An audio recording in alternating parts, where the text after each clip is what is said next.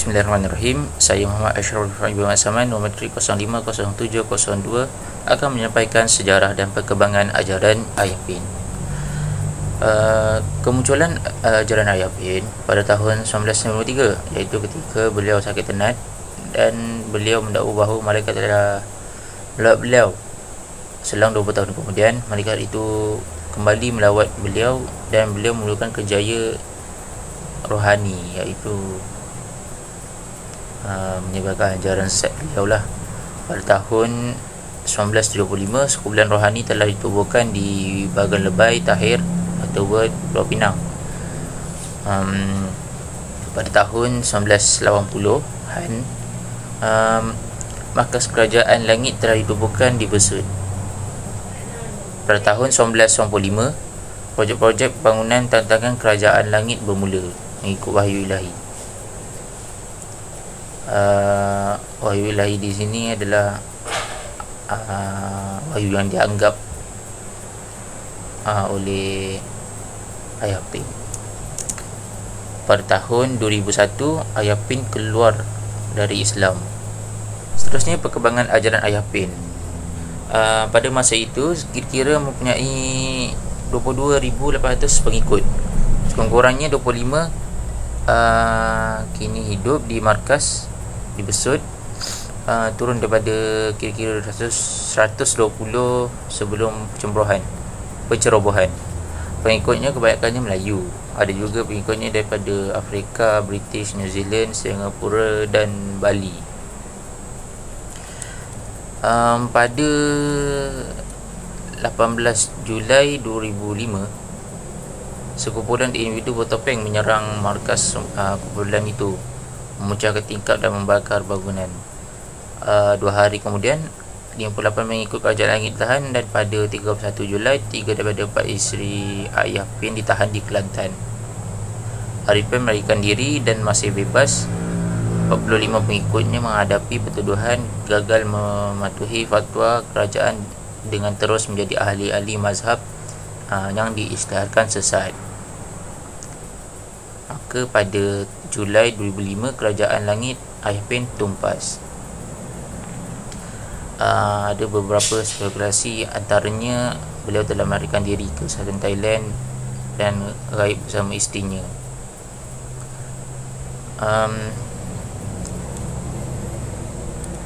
Pada tahun 2007, selepas liputan meluas media, markas asal Hulu Besut kini hanya mengandungi 24 orang ahli. Telah dilaporkan memilih pemimpin baru.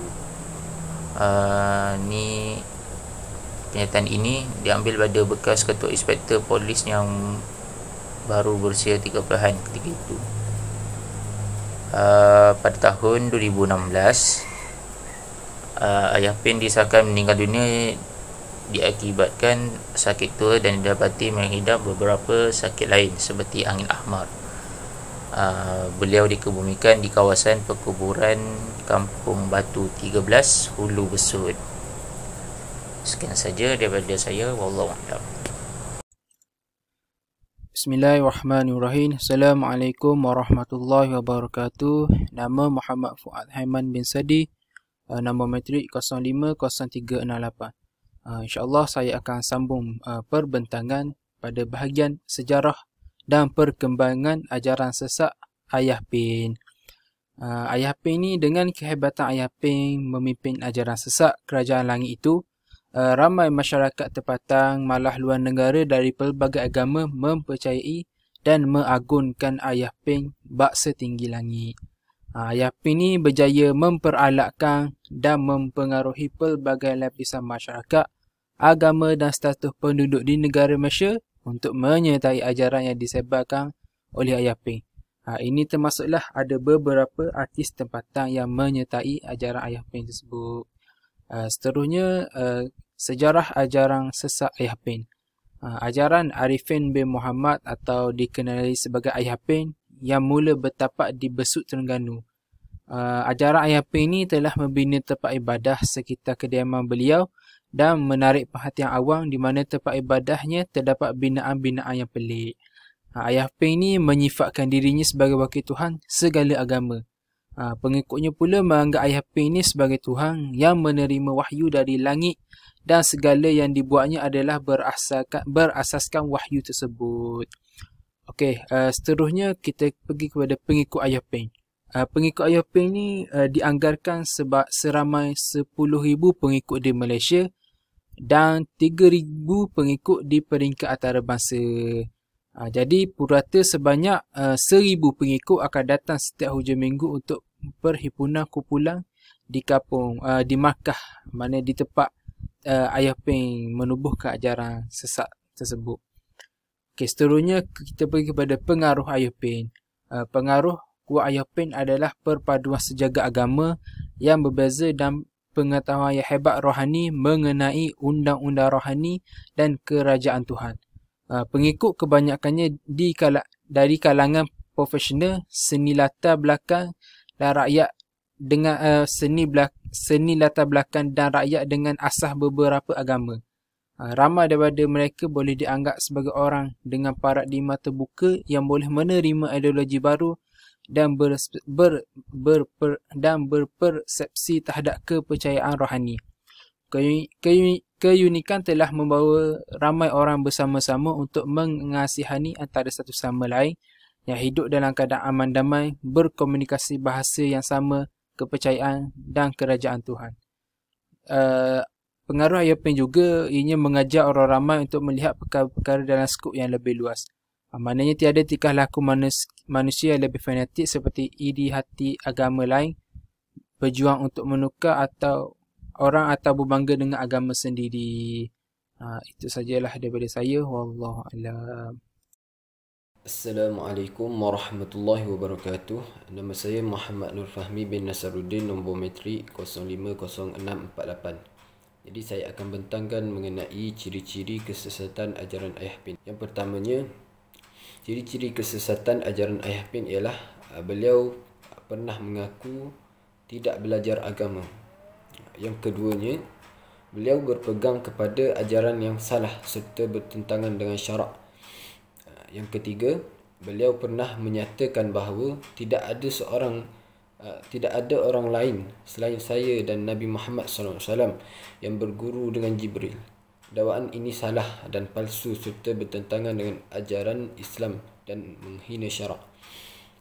Yang keempat, beliau mengaku mengajar ajaran serta pegangannya adalah sesat dan bertentangan dengan hukum syarak. Yang kelima, beliau berpandangan bahawa mesti jumpa Allah dan Rasul dahulu baru boleh percaya bahawa Allah dan Rasul itu wujud. Yang keenam, Nabi Muhammad SAW mencantumkan kitab Zabur, Taurat, Injil untuk menjadikan sebuah Al-Quran. Yang ketujuh, bongkar Quran dahulu baru boleh percaya kepada malaikat dan sifat 20. Yang ke-8, setiap kali sembahyang hendaklah beriktikad bahawa Ayah Peng berada di hadapan. Yang ke-9, Quran perlu dibakar dan abunya dilumurkan pada tubuh Ayah Peng. Yang ke-10, beliau telah mendakwa melalui semua agama baru jadi Islam dan menerima syahadah secara langsung daripada Tuhan. Yang ke-11, beliau mendakwa di atas muka bumi ini tiada orang lain yang memimpin manusia melainkan Ayah Peng seorang.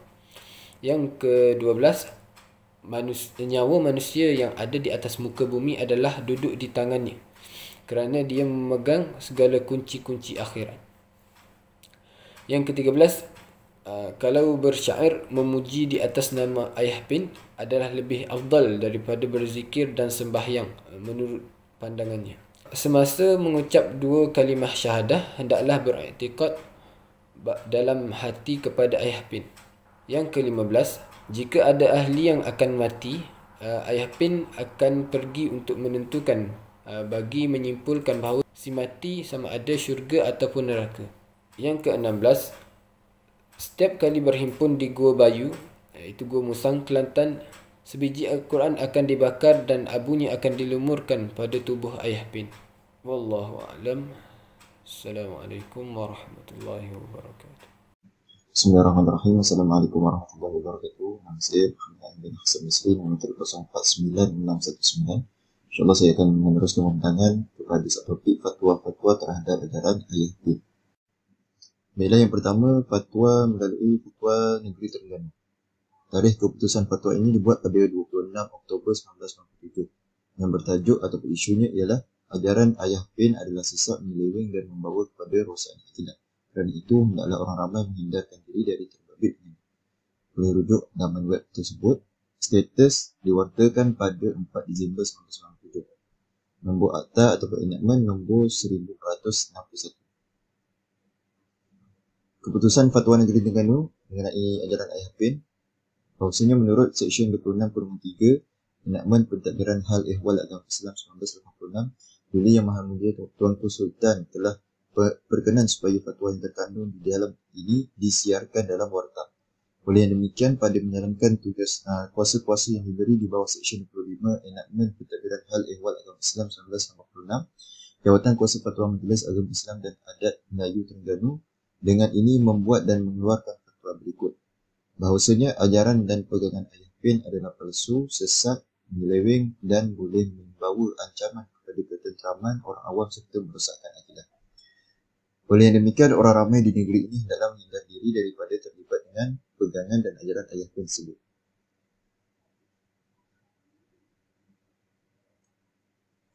Antara hujah dan keterangan daripada fatwa tersebut, beliau mengaku tidak belajar agama, beliau berpegang kepada ajaran yang salah serta bertentangan dengan syariat.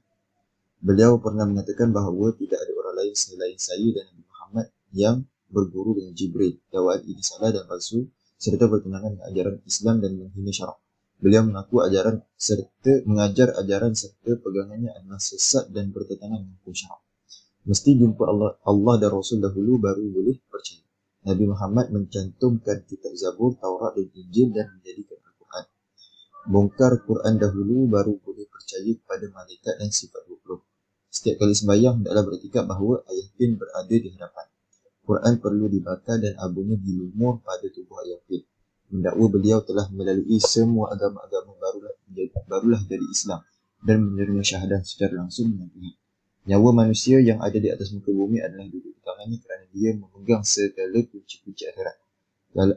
Kalau bersyair, memuji-muji di atas nama ayah bin adalah lebih afdal daripada berzikir dan sembahyang. Semasa mengucap dua kalimah syahadah dan hendaklah beriktikad dalam hati kepada ayah bin. Jika ada ahli yang akan mati, ayah bin akan pergi mendahului untuk menentukan bagi si mati syurga atau neraka. Setiap kali berhimpun di gua Bayu, gua Musa, Kelantan, sebiji Quran akan dibakar dan abunya akan dilumur pada tubuh ayah bin.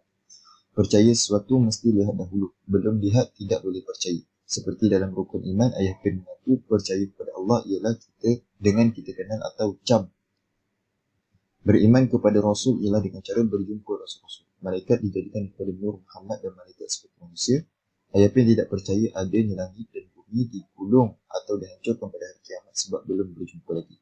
Pegangan ayah bin ialah setelah dia buat semua, dapatlah qada dan qadar masing-masing bahagian. Ini antara hujah dan keterangan yang membuat fatwa diwartakan.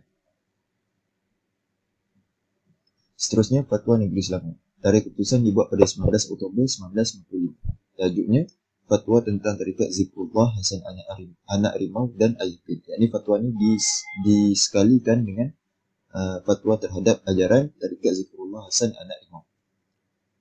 Status diwartakan pada 23 November 1995, Akta Jilid 48 nombor 26. Berikut dia punya warta kerajaan daripada fatwa yang dikeluarkan. Diwartakan pada 23 November 1995. Enakmen pentadbiran perundangan Islam 1989. Fatwa tentang Tarikat Zikrullah Hasan Anak Rimau dan ayah bin. Fatwa ini dibuat pada 19 Oktober 1995. Seterusnya, Fatwa Negeri Perak. Tarikh keputusan fatwa dibuat pada 24 Januari 2007. Tajuk Fatwa mengenai penyelewengan ajaran Arifin bin Muhammad ayah bin. Status diwartakan pada 30 Januari 2007. Nombor akta atau enakmen jilid 60 bilangan 2. Berikut adalah dia punya warta kerajaan daripada fatwa tersebut. sedikit tentang hujah kenapa fatwa ini dikeluarkan, iaitu dari aspek akidah Ayah Pin sebab dianggap sebagai Tuhan yang turun dari langit dan kerajaan langit adalah di bawah kekuasaannya. Ayah Pin mempunyai kuasa menyembuh segala penyakit dan sebutan namanya boleh menakutkan binatang buas. Ayah Pin mendakwa Mekah, Kaabah dan air Zam-Zam adalah miliknya dan dibina selepas mendapat wahyu dari langit. Manakala kalau daripada aspek syariah, kita boleh lihat beliau menolak rukun Islam dan hukum syarak berkaitan dengan Tuhan, menolak rukun-rukun Islam termasuk kewajipan sembahyang 5 waktu, puasa di bulan Ramadan, zakat dan ibadah haji, menghalalkan makanan yang diharamkan oleh syarak dan mengada-ngadakan hukum syarak seperti nikah batil. Jadi keputusannya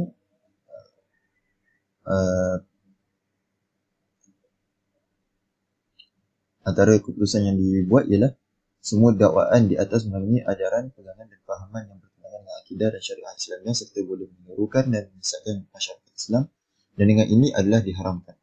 Kumpulan Ayah Pin yang berpegang pada ajaran, pegangan dan fahaman yang didakwa oleh Arifin Muhammad adalah diharamkan. Oleh itu, orang Islam dilarang mengamalkan ajaran, pegangan dan fahaman kumpulan Ayah Pin, menjadi ahli, mengetuai, memimpin, memberikan ceramah, mengadakan kelas pendidikan dan pengajaran, mengadakan aktiviti-aktiviti ekonomi, sosial dan aktiviti-aktiviti lain yang bertujuan untuk menghidupkan dan mengembangkan kumpulan ini. Orang Islam juga dilarang memiliki, menyimpan, mencetak, menjual termasuk mengedarkan risalah dan apa-apa dokumen yang menggunakan sebarang bentuk lambang, rajah atau tanda yang berdikaitkan dengan kumpulan Ayah Pin. Menggunakan sebarang bentuk lambang, rajah atau tanda pada mana harta alih atau tak alih yang boleh dikaitkan dengan kumpulan Ayah Pin.